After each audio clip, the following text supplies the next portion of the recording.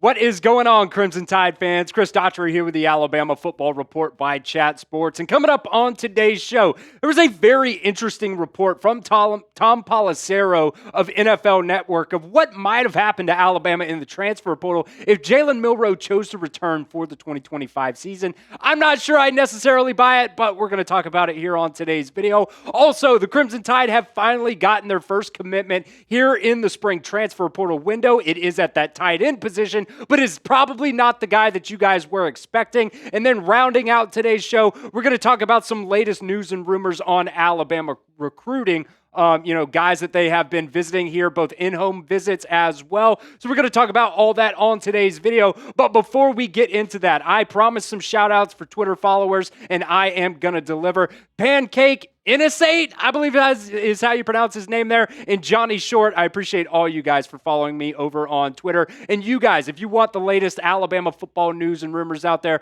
make sure you also give me a follow over on Twitter.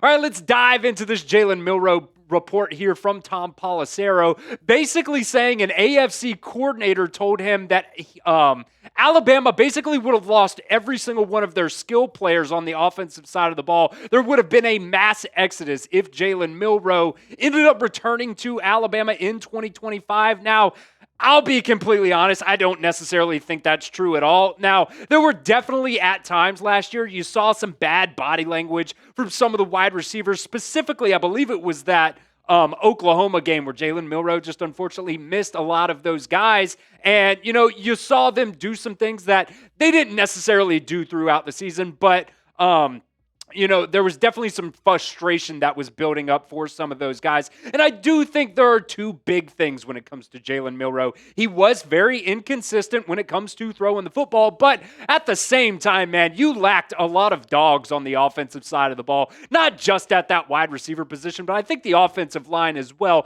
did not help Jalen Milroe at all last season. And some of it was his fault, too. Don't want to throw all of it on the offensive line and on the wide receivers, but let's just get into what this AFC coordinator said about Jalen Milroe here. He said he's got a fastball that is not very accurate. He doesn't know when to take it off the ball. We heard out of Alabama, all of the skill players would have transferred if he came back. He wants to be known as a pocket quarterback, and your best skill is your freaking fast. Now, these are some of the notable players that hit the transfer portal for Alabama on the offensive side of the ball, specifically, some of those skill players. And I don't think all the skill players would have transferred. I think that's kind of a ridiculous take. I don't think Jeremy Bernard would have transferred. Don't really think Ryan Williams would have transferred. But, you did lose 8 guys on the offensive side of the ball that, outside of Ty Lockwood and maybe Jaron Hamilton, Emmanuel Henderson, those guys didn't really play that much. Really, anybody on the right side of the screen there didn't really play a ton. But you look at the guys on the left side of the ball. Yeah, Justice Haynes was banged up all year, so he didn't really, play as much, I think, as Alabama fans would have liked him to. Kobe Prentice didn't do anything for you last year. Kendrick Law didn't do anything for you. Granted, don't necessarily know if Alabama utilized his skill set as well as they could have, but still, at the end of the day, these guys did not do anything for you. And at the end of the day, I think everything worked out for all parties, just pretty much the best way it could have. Jalen Milroe right now, we're sitting here, we flew this morning from our Cincinnati Chat Sports office down to our Dallas Chat Sports office for our NFL draft coverage coming up this week. And there's a lot of buzz in the office right now about Jalen Milroe possibly going round 1. And also at the same exact time, I think Alabama has upgraded its roster at the offensive line position, at the quarterback position, at the running back position, pretty much all across the board on offense. I think Alabama is in a pretty solid spot right now in terms of their rosters. So while I don't necessarily think every single one of Alabama's offensive skill players would have transferred, I do think Alabama is in a better spot right now, no matter who it is, if it's Ty Simpson, Austin Mack, or Keelan Russell at that quarterback position. So what is your one-word reaction to this Jalen Milroe report? Is it crap? Is it BS? Does it not matter at all? Let me know what you guys think at the pinned comment of today's video. If that ad comes here on YouTube, that is totally fine. You guys should know the drill by now. Get down there to the pinned comment and let me know what you guys think. All right, next up on today's show, we're going to talk about the transfer portal here. Obviously, we've been talking about Brody Dalton here, tight end out of Troy. He is on campus today visiting Alabama, and as of today, he was the only transfer portal target that Alabama had really only been considering until not too long ago. Alabama finally got their first commitment here of the transfer portal cycle. You got Jack Sammarco, tight end out of West Virginia. He ended up committing to Alabama just not too long ago. We were actually filming this video, and then we actually had to go back and make some edits here to actually get up to date on the latest news here for the Crimson Tide. Jack Sammarco is the first commitment here in the spring transfer portal for the Crimson Tide. I would assume he's probably going to be more of a inline tight end guy. Only had 1 reception for 4 yards here in his first year. Well, I guess technically his second year with West Virginia. He is a redshirt freshman, so he will also have 3 more years of eligibility left.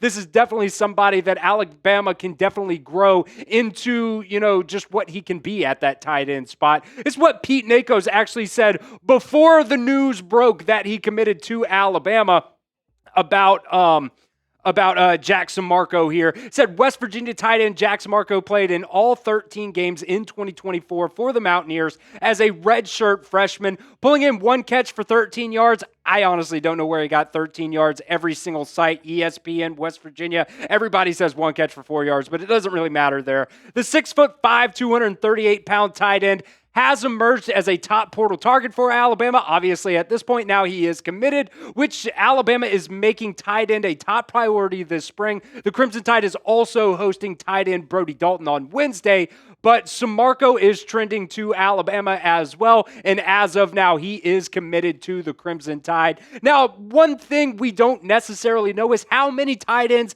Alabama is actually looking to get here in the transfer portal, because like we said, Brody Dalton is on campus today visiting Alabama, but we don't necessarily even know if he is going to leave that visit with an offer, especially now that Alabama has gotten a tight end here in the transfer portal. So let me know what you guys think. How many tight ends will Alabama take in the transfer portal? Type 1 if you think it's just going to be 1, or type 2 if you think it's 2, because I think 2 is probably the max that Alabama would take at that tight end spot. All right, we'll continue with some recruiting news here in just a second, but today's show is presented by Game Time.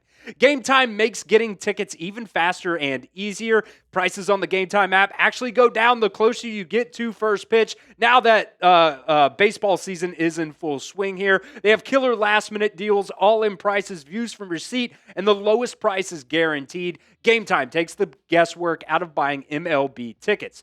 Game Time is the official ticketing partner of Chat Sports and us here at the Alabama Football Report. And make sure you guys take advantage of their last-minute deals where you can save up to 60% off on last-minute ticket buying for sports, concerts, comedy, theater, and so much more. You actually got Shane Gillis coming to Birmingham here in just a couple of days. If you guys want to go check that out, one of the best comedians in the world right now, if you want to know my honest opinion about it. You can get Alabama football tickets as well. Go check out Talladega if you haven't been to a NASCAR race in person. You guys can also check out that Game Time Picks feature. It makes last-minute ticket buying even easier than ever by quickly highlighting the best deals in the stadium. You can check out that all-in pricing. You toggle this feature on, and it shows you the total up front, so there are no surprise fees at checkout. So take the guesswork out of buying tickets with Game Time. Download the Game Time app today, create an account, and redeem promo code ChatSports for $20 off your first purchase. Terms do apply, but again, create an account and redeem promo code CHATSPORTS, that's ChatSports, for $20 off your first purchase. That link will be in the comment section and the description of today's video. So download the Game Time app today. They have last-minute tickets at the lowest prices, all guaranteed. All right, the next thing on today's video, we're going to talk about some Alabama football recruiting updates. The Crimson Tide coaching staff is out and about on the recruiting trail right now, doing some visits in home as well, and they've got some really top targets that they are going after right now. The first guy that I want to touch on here is Elbert Hill. Now, I will make note, Elbert Hill has kind of fallen down the rankings just a little bit, like it really matters. I mean, this kid is a phenomenal football player. The number 3 cornerback a couple of months ago, he was the number 1 cornerback in this class, was a 5-star, dropped down to the 4-star ranking, but at the end of the day, it does not really matter. This kid can absolutely ball. Also, the number 1 player out of the state of Ohio, which is very noteworthy because right now Steve Wiltfong of On3 does have him predicted to USC. Now, he does have official visits coming up that we'll talk on here in just a second, but one very notable thing really did happen this week. You've got some Ohio State fans that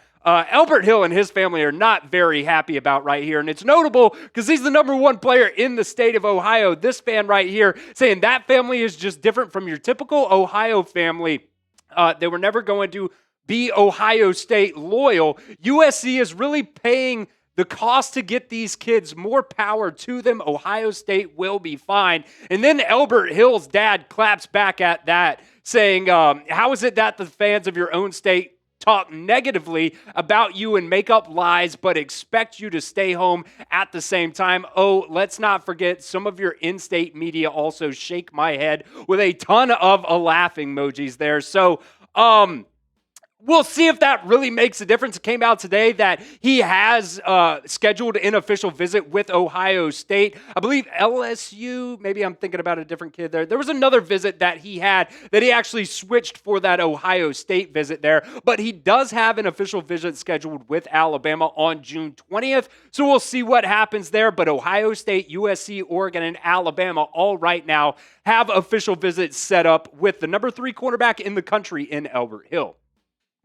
So let me know what you guys think here in the comments. Yet again, where do you think Elbert Hill lands? Type Bama if you think he'll go to Alabama, USC if you think it's USC, OSU if you think he stays in-state at home and goes to Ohio State despite some of those tweets by those Ohio State fans there. Or if you think he ends up going to Oregon, type ORE in the comments section for me right now.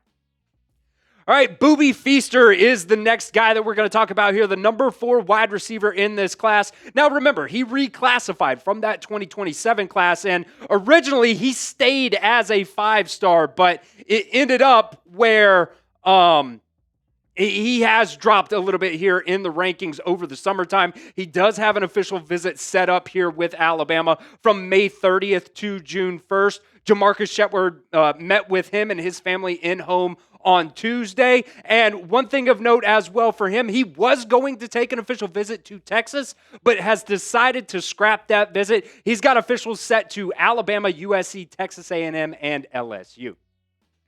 Make sure you guys, if you are NFL fans, we're going to have a ton of NFL draft coverage here for you guys on our main Chat Sports channel. It's youtube.com/chatsportstv. We're going to go live for all 7 rounds of the 2025 NFL draft. So come join us for the first round of the NFL draft. That will be on Thursday. We will go live 6 p.m. Eastern time. We're going to have so much fun for you guys and some giveaways as well. So hit that sub button over on our main Chat Sports channel. That's youtube.com/chatsportstv.